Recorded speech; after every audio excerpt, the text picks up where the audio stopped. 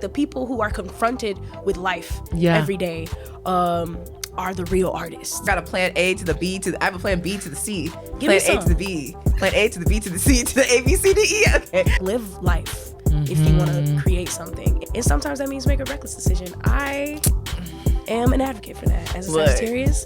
Dive in. Dive in, jump.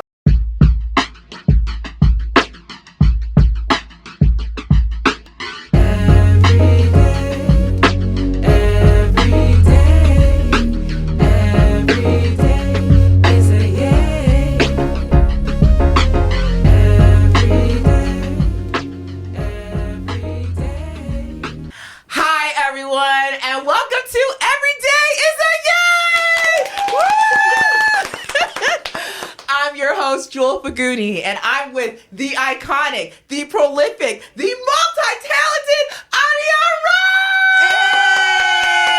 Okay, y'all, she's a writer. She's an actor featured in CW's 4400, Candyman, Departing Seniors, and so much more. And y'all, when I say she a poet,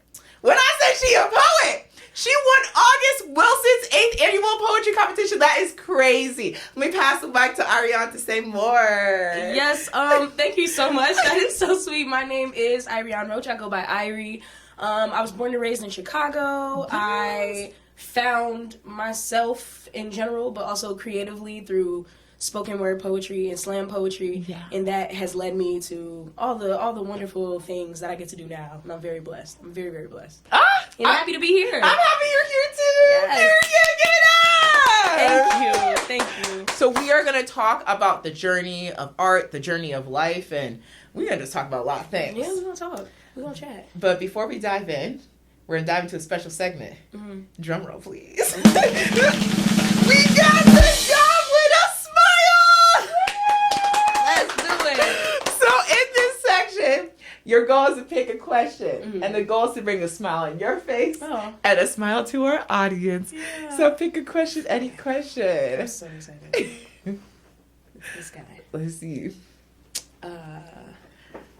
What are the top 3 items on your bucket list? Oh, this is a good one. This is a good one. Oh, I gotta think. And just real quick, I have when questions come up like, what are your favorite or what are your top? Yeah. I can never choose in the moment. But top 3 items on my bucket list, I really want to live abroad. Just genuinely live abroad. Okay. So how many years is that? That like live, like when you say live, I feel like it's like more than 3 years. It's more than 3 years, but I also know that I can't stay still, at least not at this stage of my life. I feel that.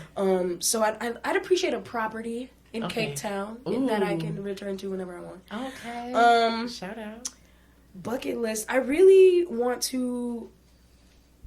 This is kind of a generic one, but I guess skydive.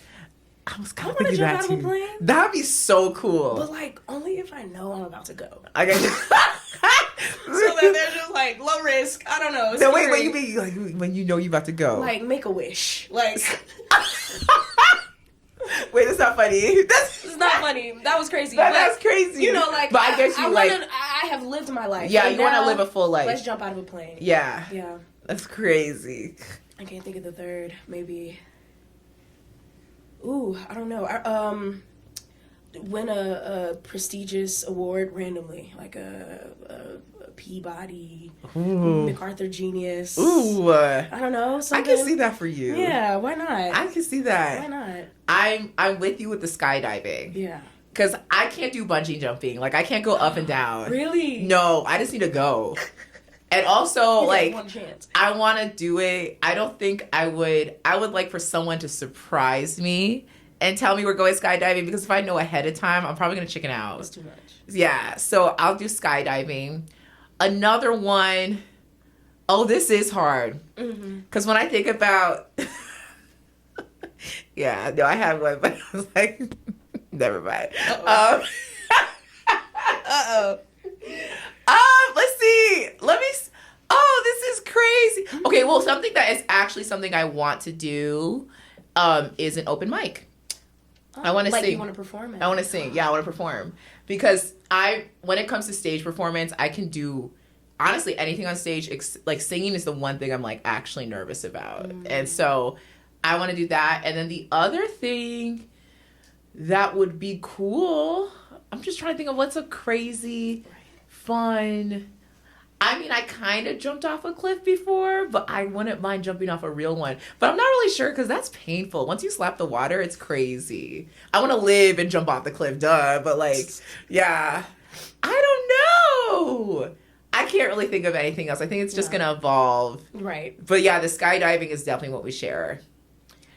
Yeah. The singing one is so interesting because I've been thinking a lot about how vulnerable singing, like sharing your voice, so, like that voice, not just your speaking voice, is so. That's a lot. That's a lot to give people. Yeah. But I'm gonna have an open mic and I'm gonna make you sing at it. Oh my goodness! Or invite you to sing at it. Okay, I'll be ready. Yeah. Let me prepare. There you go. Yes. There you go. All right, Irie. How you feeling? I feel so good. I feel so good.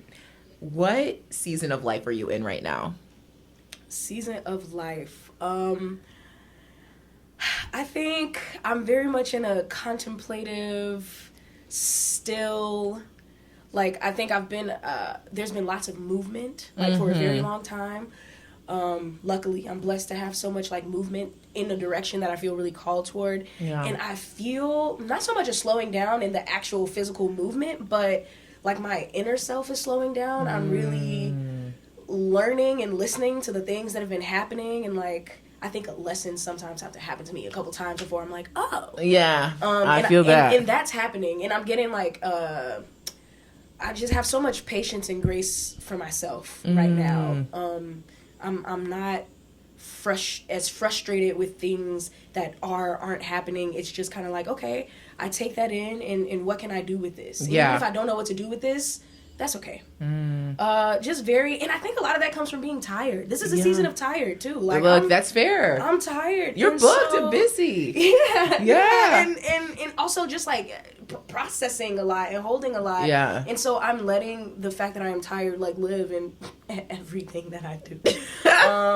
What does that look like though? Because I know there's so many things you're doing. You're writing, you're acting. Like, how does that manifest into the things you're doing now?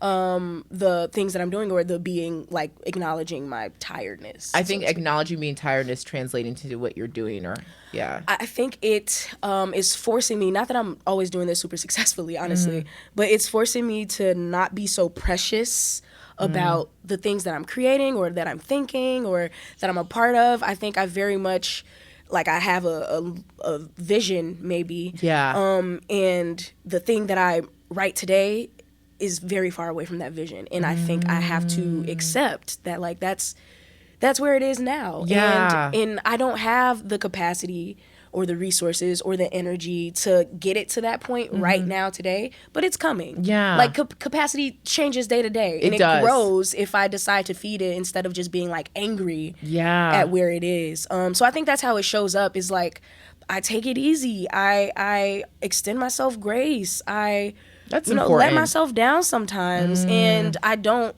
and change the verbiage, honestly, around that. Maybe I didn't let myself down, but I'll do better next week, not tomorrow. Exactly. Week, And I think I was telling you about this earlier. I'm just not much of a planner. Which is so interesting because, I'm the opposite. Like, I'm a hardwired producer, multiple roadmaps, multiple plans. I got a plan A to the B I have a plan B to the C. Plan A to the B. Plan A to the B to the C to the A, B, C, D, E. Okay, you get what Let me get one. Let me get plan D. Any of them. Like, I just, So how do you, I'm curious, how do you operate? Like, you just, like, in terms of, we're very different in that way. Yeah. So you're not much of a planner. Like, what does that look like for you, and how you navigate, like, your goals? I follow what feels good, which feels really like, I feel like a lot of people do that, or maybe they don't. It's like, you can't just always follow what feels good, but I believe you can. Like, I do. If it doesn't like pull me toward it, if it's not an immediate yes, an immediate yay, I have to think about like, okay, it's not a yay, but I do need it for this like very real reason or something, or I do need it, or it's like, no, it doesn't feel good, and usually when I do what doesn't feel good doesn't come from it. Yeah. Especially if I'm doing it because I feel like I'm supposed to, or this person is looking for me to do this, or expectations. I crumble under those when they don't serve me. So it looks like I'm still trying to figure out how to make it sustainable. Yeah. But it looks like it's a journey. Yeah, it looks like feeling aligned, waking up and being like, what does my gut say? Make sure my gut is clear so that my gut can communicate with me. I just love that you have that clarity. Yeah. Because that's what I was about to say is like, it seems like you're just you have a close relationship with your gut feeling. Mm-hmm. And it's hard for a lot of people to do that. Mm-hmm. I even know for me, it took me some time. It's a thing where I'm like, okay, what is my gut telling me versus what am I supposed to be doing based off the expectations of what someone is like trying to, or what we think society deems. Yeah. And it's that same thing where it's like, honestly, you do better when you do what your gut was feeling. Yeah. Because I've been in situations where I went against my gut, had to redo it the way my gut was saying. Yeah. So like, have you always been like, when it comes to like your sense of self, like your sense of like, hey, this is who I am, this is like what I want. Did you always have this? I would like to think that I have. Okay. I mean, that's amazing. I'm sure it came from somewhere, but I think was so blessed and lucky to be a young person that wasn't thinking of those things like consciously. Yeah. I think let me see what I'm trying to say. I think first of all, my family trusted me and like let me become a person. That's amazing. Shout out to your family. Shout out to my family, really. Like to this day, I'm kind of amazed at just like the space that they give me to like be me and continue to show up as me. And sometimes it's tough, sometimes there's a little pushback sometimes, but there's always space for all of who I am. And I feel like that existed when I was a child and I wasn't so conscious of like, well, I need to do this because this is who I am. And I want to say this because this is who I am. I was just doing and saying and being. And I think I saw people respond to it positively. So I was like, I can just do that. There was nothing wrong with that. So I think that sense of self was instilled in me through people just trusting me, like with my eyes closed, finding my way through the dark. Period. As I continued to grow into. So let's kind of like go back to like you growing up and then that transitioning into the August Wilson competition. Sure. Yeah. Tell me more of like what it was like growing up. You talk about it, like you were supported by your family. Like what was it like growing up in Chicago? And did you grow up in Englewood? I did. Yeah, tell me more what it was like. So I grew up in Englewood. Mm-hmm.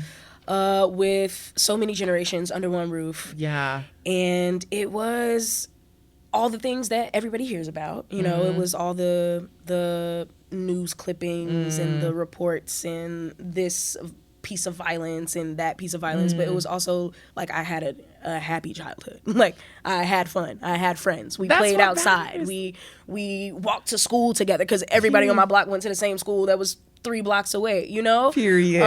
Love that. This person's mom is my mom. This person's grandmother is my grandmother, and my grandmother belongs to the community as well. Like it was, we looked out for ourselves because we understood what everybody else saw, and we understood especially what the police saw and what the city saw. But we had to look. We were there, you know. So it was beautiful, even in the times when it was scary.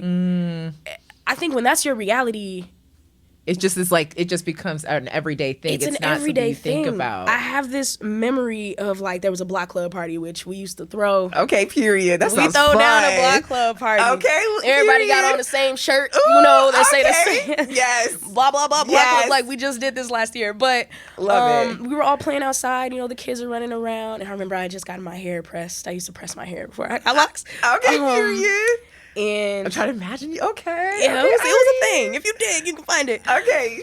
But we're all playing outside. The music is going, and like a car comes down the street around the corner and starts spraying down the block. Damn. And everybody runs, everybody knows what to do. All the kids are ushered into this one house, like that's a few houses down from me. And I remember going into the house and continuing to play with all the kids. Dang. You know, like we are like, it's handled. Sorry that it had to get there. Don't know why, but we're safe. To our own degree, because community exists. So that's the power of community. Yeah. And it also makes me think about how joy is resilience. Because Talk it's about like, it, yeah. with someone would see like, okay, that's a lot. That's traumatic. At the same time, with your community, though, it wasn't really traumatic. No. It was like a joyful, just like good somebody's experience. drink spilled in my hair, and it was like funny because I was like, I just got my hair done, and then we played in the house and Like, that's crazy. made sure everybody was safe. Come back outside, and the block party didn't end. You know, like it was just like something that just happens, and I think that's, again, it kind of reflects into like how you just have that support. Right. Like even in those cases, it was still joy. Right. That's and that's not to amazing. excuse it, of course. Of course. But like it was just a part of, like, my father has been incarcerated since I was 5 years old for similar violence. My mother was a very, very young mother. So I was raised by my community, and that meant a lot to me. And again, they let me do what I wanted to do, and I saw what was happening, and I had opinions about it. Yeah. And I started writing poetry. My father actually introduced me to Def Poetry Jam. Okay, let's talk about it, because This is the lineage. We're getting there. Okay. And again, wasn't a plan. It wasn't like, oh, I want to go to August Wilson Louder Than a Bomb. I want to be like Chance the Rapper. It was like, oh, what are they doing? Is this a song? Is this a poem? Like, what's happening? And so I started writing on my own, and then I liked saying it out loud. I was like, oh, this is just fun to say. Nice. And so I fell in with young Chicago authors, Louder Than a Bomb. I don't know if you're... Like 9/11 work for me. My name sound like I speak in siren, sign language and snitch, whisper in funeral and laugh in poverty. Like I never heard of sovereignty. My name feel like it can't breathe. familiar Louder with Than a Bomb. spoken word and slam. There was just like I feel like a golden era where that was such an avenue for young people in Chicago, and it still is. It's still a resource, but it was like big. it was so like you were a cool kid if you did poetry. You know, you were cool if you got up and talked about your feelings. Okay, period. And that was something that I'm so grateful for, that space. Yeah. Because it was something that myself and a lot of people that I knew really needed, and it pulled us away from the places that we were talking about in a very productive way. So that happened, and then I fell into, like, poetry season would end, and I was like, I still like have a voice. Yeah. So drama. I was like, okay, drama club, because I was at Kenwood at the time. Yeah. And everybody that was on the poetry team, when poetry season was over, they were like, okay, we're going to drama club. And I was like, it makes sense. Okay, And in right. case you give me drama club. it's there. You know, say. I was a drama club girly. Yeah, period. Theater school girly, all of it. Okay, period. But yeah, so I fell into that, and I was under like Deshaun Brown at Kenwood Academy. May she rest in peace. The first person to see me and be like, oh, like, do this monologue. Wow. And it was an August Wilson monologue. And it was, the monologue was like he was a 50-something-year-old man. Yeah, I was listening to it. I'm like, this is interesting. The way you were able to translate this, Yeah. I was like, dang. Yeah. Like, I'm transformed into this experience. Yeah. That's how well you were able to deliver that Thank piece. you. I appreciate it.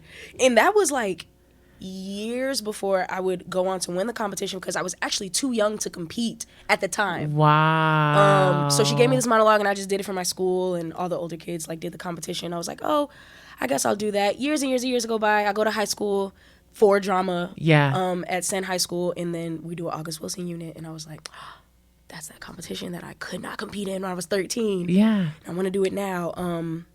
So yeah, I fell in love with that version of poetry in play form, and did that competition at my school. How was it like?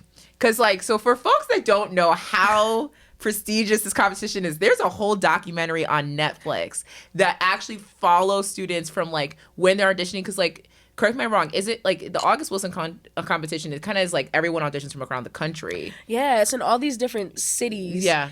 And then there's like a competition regionally within the city. And the top 2 or 3 from that city go to nationals.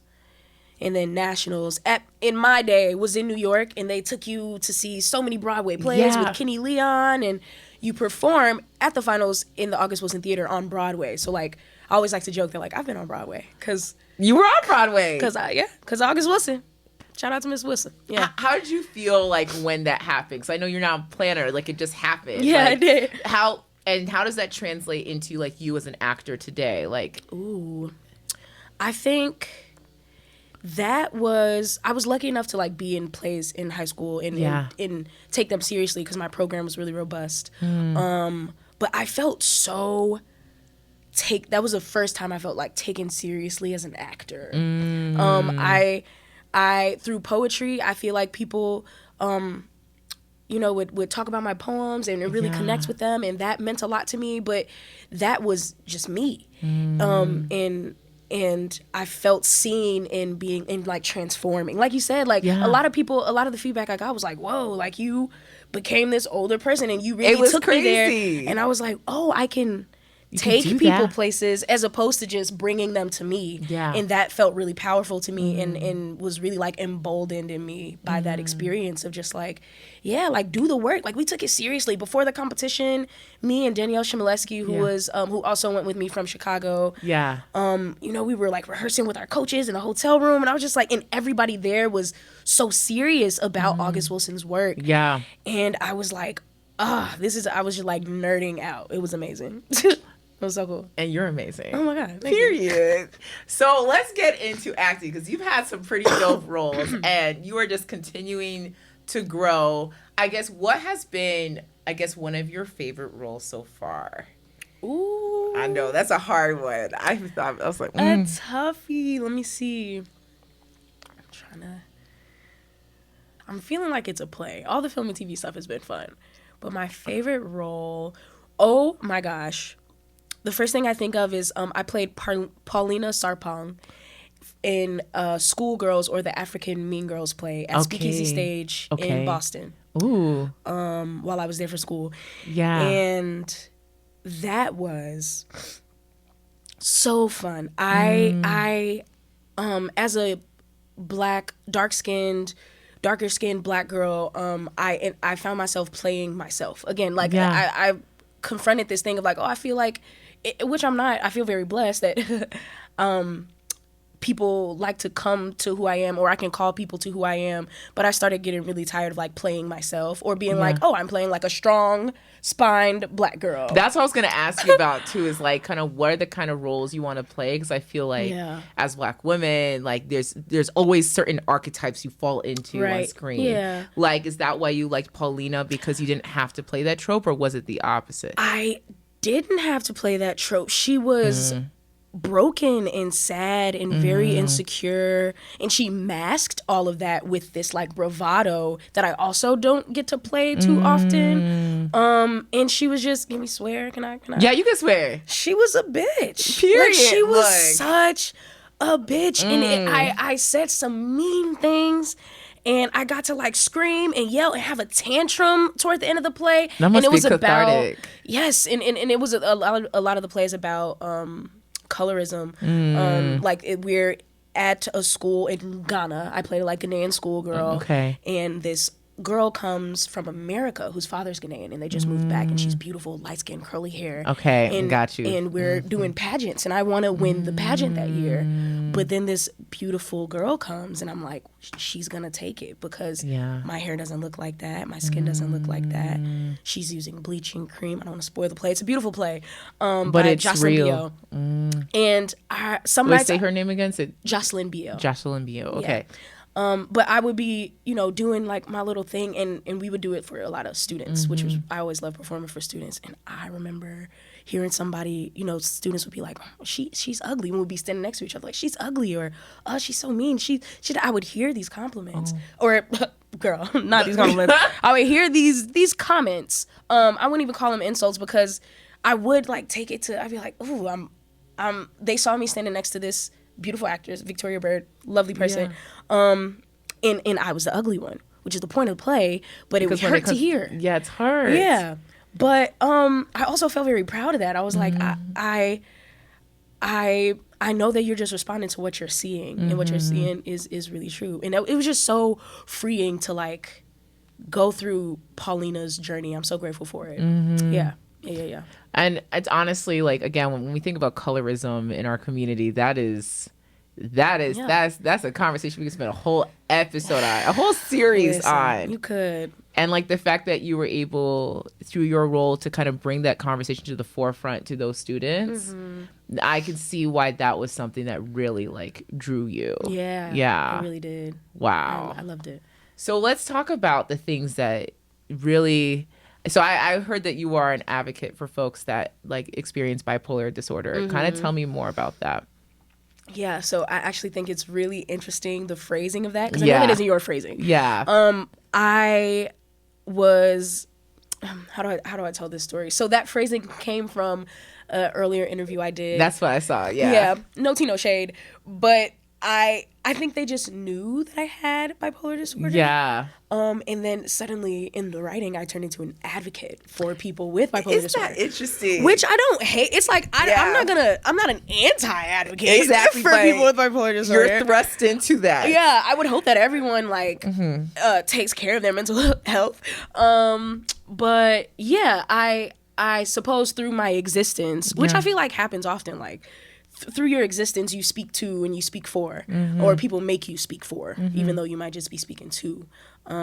So yeah, I was, I got that diagnosis maybe a few years back or whenever that was, and have found my own way with it. Like none of this stuff is binary. Yeah.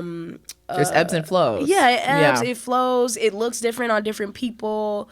Doctors see it differently. You know what I'm saying? It shows up differently by gender, race, class, like so many other things. And I just also am of the personal belief that people of color, but I'll speak for myself, like Black people and Black women, I can only imagine what a scan of your brain looks like because of the things that you experience exactly day to day. And what that does, just to how you process things. So yeah, I would I advocate in that. I hope everybody gets checked up. I hope everybody is taking care of themselves. I hope everybody feels healthy in the mind. Because that's my goal, no matter what the like label is on the thing. Yeah. It kind of reminds me of like what you said earlier. It's like you trust your gut so much and you got to make sure your gut is clear. So how do you make sure you're always like centered? So another question. I don't want to say it out loud. Oh, superstition. Oh, true. But you know where I got you. So you were on Something That Rants with Candyman. Only Black people refuse to say Candyman. It's so Nia funny. DaCosta's film. What was it like working with Nia DaCosta? Nia DaCosta is a vision. My time with her on set was brief. I think. But I remember this one day, we were there, and it was me and, like, all the actors that were in, like, that big teenage slasher bathroom scene. Yeah. And we were just kind of, like, watching her whip this set of, like, you know what these sets are like. Like, it's a bunch of, like, older dudes, white dudes, just dudes in general. And she was this, like, Black woman, this young Black woman, like, getting it done. Like, no, okay, we're moving on. Just stop talking, quiet. Like, and not that they were being unruly, but she was like, standing 10 toes on what needed to be done. Yes. And I remember we were shooting something, and they were like, hold, and then we heard some shots, and I'm looking at the monitor, and I'm like, that is not what we're shooting. Like, where is that? And the AD was like, oh, we're shooting on another stage. I said, she's shooting on 2 stages. One of them has like stunts and all this other stuff going on. Yaya's over there and we're over here, and it was seamless. And I remember we Googled, me and the actors, like, how old is she? She was the age that I am now, running that set. And I think that's my first time like putting it in those words. I could not do Jordan Peele's Candyman right now. I have so much faith and confidence in myself, but like, girl, but she knew what she was doing. Wow. And she had the vision. And I think what also was a big part of that is that she had the support. Yes. Jordan was on set and was very much, it was not his set. It was Nia DaCosta's set. And that really pissed me off. Not pissed me off, but afterwards people were like, Jordan Peele's Candyman. That's why I'm like, that's why I say Nia DaCosta. Because like, did you get to meet Jordan? I did get to meet Jordan. How was that like? What a teddy bear. He was just, Jordan would be. Yeah, he was just like quiet and like, oh, hey everybody. Thank you for being here. Great work. Yeah, he was he was chilling. He was letting, Nia do her thing. And we're also glad that he did. Yeah. And then, okay, so you were on CW's 4400. Mm-hmm. What was that like, just working with CW, working with the cast? Like, what was that like? Very different. That was my first time being like booking series regular, just kind of like, okay, this is the job I'm gonna have as an actor for the next, what was that, like 6 to 9 months? I can't remember which it was, but and it was right out of school, and it was That's so like, exciting. yeah, That's like your breakout role. It was really exciting. Breakout role. Right out of, kind of not out of the pandemic, because that is still here, but out of like lockdown version. Like we were just getting comfortable, getting back into stuff.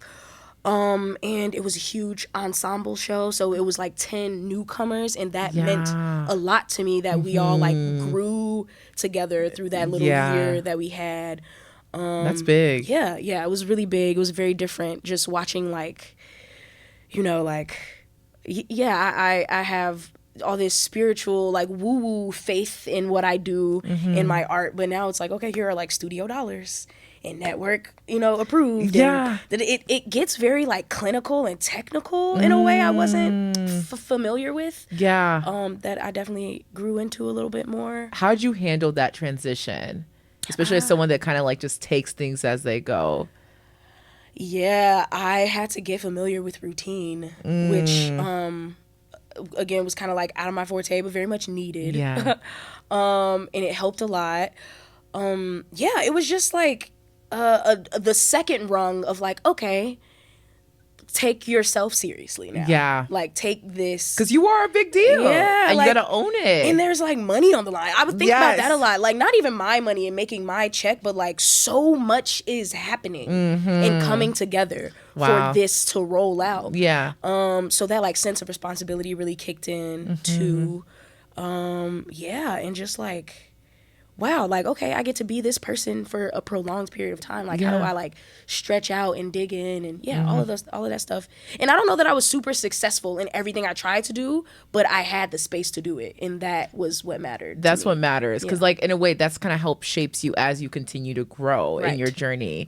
So like recently you were in Departing Seniors. I was. And that one is definitely close to home for us, because Deshauna Wright, shout out to Deshauna, good friend, producer of the show, like Choppy Production, shout outs.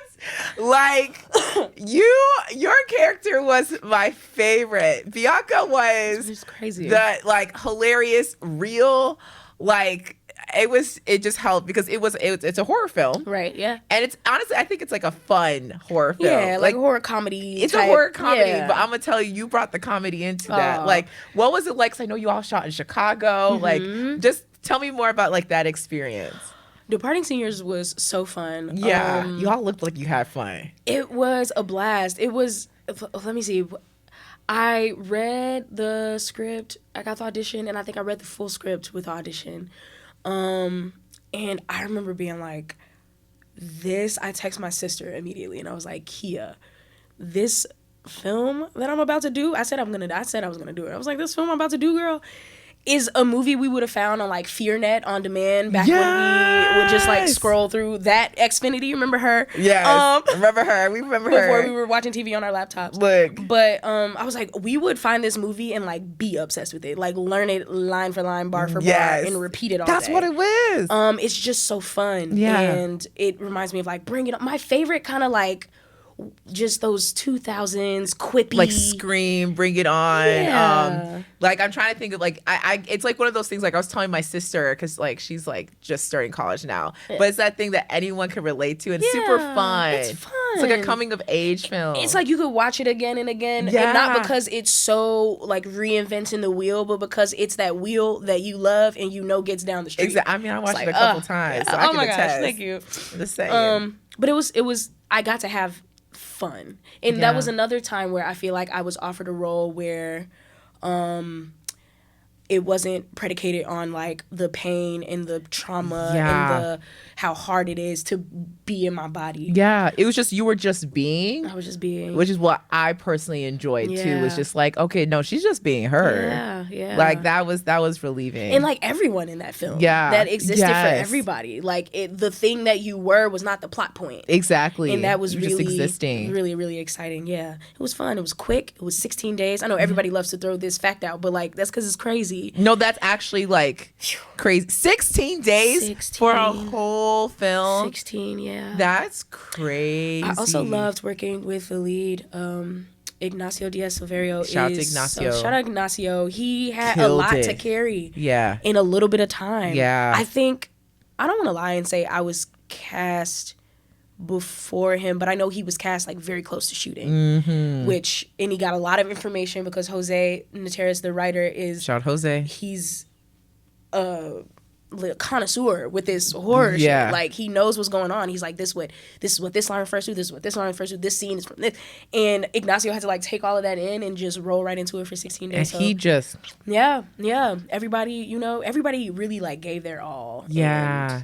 And it was just fun. Yeah. Y'all need to check it out. Check it out. Check it out. So let's like flip it up. What's your sign? We're here. I'm so excited. So my big three, because you just the sun isn't gonna work. Ah, shoot. I'm gonna have to bring up I'm mine. a Sagittarius sun, Okay. Scorpio moon, Okay. which we just had a Scorpio full moon as of right now. So I was feeling it, and Libra rising. Okay. Yeah, that's One of my best friends is a Libra, so I don't really know horoscopes like that. So It's okay. I like fake half know it, fake know it. I'm trying to. What do you think my sign is? Ooh, so I'm bad at this. Okay. That's That'll fine. are you a Cancer? No. Okay. I'm Are you bringing a up my fire phone. sign, though? We're gonna keep it. Oh, I can't. JK. Do you have the app? No, it doesn't matter. What app? You want to be able You to don't find know? my? I know what my sign okay. is. I just don't know my big three. I'm a Taurus. Is it Oh! That surprises me, but it doesn't, because you said you have like a planning producer mind. Yes. Every Taurus I know is about her shit. It's like, Every Taurus I know disappeared for a little bit and then came back with like 2 businesses and a Wow. hobby that is gonna become a business in 10 years. like, wow. I love all feel my seen. Taurians. I guess that's what they are. Yes. But I feel like there's definitely, I don't know, there's like some Cancer, some There's something. there's some soft in there. Cancer and Pisces. I know Pisces is somewhere in my That makes sense. Okay. thing. Yeah. Yeah. I love that. Look. I love that. So you were saying you're in the second perfection. You're gonna have to help me finish this. Second house perfection. Second house perfection year. Oh, Yeah. What does that mean? So apparently there are like a couple times in your life that you reach this year. It's when you're like 25 is one of them, the stage Yeah. I am. And then there's like 68, 11, I don't know. Yeah. But apparently it's just, I don't know how. Don't quote me on the astrological science because, girl, I don't know. But people that I trust, Learned. trusted scientists, Okay, period. have told me that the second house represents like wealth, financial and conceptual Yeah. wealth, self-worth, all of those things. And your second house perfection year, when you return to it, is one of those years where like you really are made aware of those things. Not necessarily that you're rich all of a sudden, Yeah. you're wealthy in worth and finances, but just like wherever those things are, you should listen to how to better build a relationship with those things. Like that's one of the lessons of the year, and I feel that 100%. Like How are you feeling that right now? I'm feeling that in I used to be, not used to be, but usually I'm so focused on my community. Like I've spoken about, it means so much to me. Yeah. Whether it's like a romantic partner, my best and closest friends, acquaintances, family, what do y'all need? And I'll be there to the best of my ability, even when it's like outside of my ability a little bit. And this year has been so much easier to say no. Let's And talk not about out of that. like being mean, but just like, oh, can I do that? Answer honestly, no, I can't. And I'm not mad about it, and I'm not thinking that you're mad about it, and I'm not. If you walk away, you walk away. Yeah. You know, and just really, there's also kind of a like, I've been talking to my friends about this, the energy of like spit it out. Yeah. Like whatever what are we waiting for? What is everybody Like, just hesitating? go for it. Say it. What's happening? I love that. Yeah.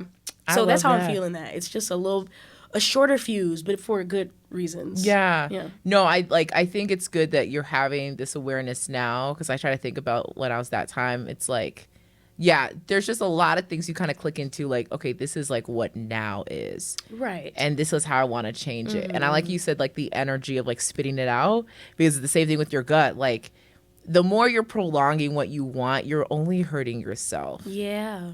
Yeah. You know? And I'm just glad that you're like in that, and your community's like saying, yo, spit it out too. So, okay. Yeah. Let's give it up for Irie! Woo! All right. So to wrap up, what advice do you have to other creatives that are watching this? Advice that I have for other creatives. I think I writer, and I guess a thinker and feeler. I think she thinks and feels before she writes. And the writing is a byproduct. But Alexis Pauline Gumbs is one of my favorite writers of the moment. And she was recently reading from a book that I can't remember the name of, unfortunately, but it was not written by her. It was written by a woman named Jackie. And there was a section of it, I'm going to paraphrase, but it says, it talks about the real scientists are the people that like sleep under the underpass. Like the people under the underpass are the real scientists, meaning to say like the people who are living a real life, the people who are experiencing the real poetry, the people who are the subjects of this art that we put so high are the meek will inherit the earth, you know, the lowest of the low. And I don't know if I appreciate that phrasing, but just like the people who are confronted with life every day are the real artists. And I like to remember that. Gwendolyn Brooks says poetry is life distilled. And I think that's saying the same thing, like live life. If you want to create something, and don't be afraid to like lean into it. Ask yourself when a hard decision is there, which answer is gonna like produce the most character development, you know, which one is gonna give me a story. And sometimes that means make a reckless decision. I am an advocate for that as a Sagittarius. Dive in. Jump in. But yeah, just like, I think don't be afraid to live life. We are in like this rat race, commodification. Everything we do needs to come back to us monetarily. And that's true because we need to live. But yeah, like have some experiences. Love somebody. Let somebody love you. Period. And we then, love the love. You know, the rest will come. Yeah. How do you make every day a yay? How do I make every day a yay? I think music. That's real. Music. I try to wake up and I try to hear a song. I love that. Start your day right. Yeah, start your day with music. Breathe through it. I think like, again, I'm not a planner, but I do wake up and I know the day that I'm going toward. Like I know the things I have to do, but I think sometimes you gotta just let the day come. Yeah. Just let it come to you, which is different than like going toward it. Yeah. Yeah, just like, I don't know, take it easy. Everything Irie. Just calm. Yeah. Take a breath. Take a deep breath. Sometimes. Maybe there's someone on the outside. Period. And how can we support you? I mostly like watch my social media space, which I think my Instagram is the one that I use the most to sort of show folks what I'm working on and where I'm going. Bet. Yeah, that's the best way to hear about me in this new world. Yes. Yeah. Thank you so much for being on the show. Give it Thank up you. for Irie. Thank you for having me. This is so fun. Yes. It's so fun. Period. Thank you all so much for tuning in to another episode of Everyday's a Yay. And remember, you have the power to make every day a yay.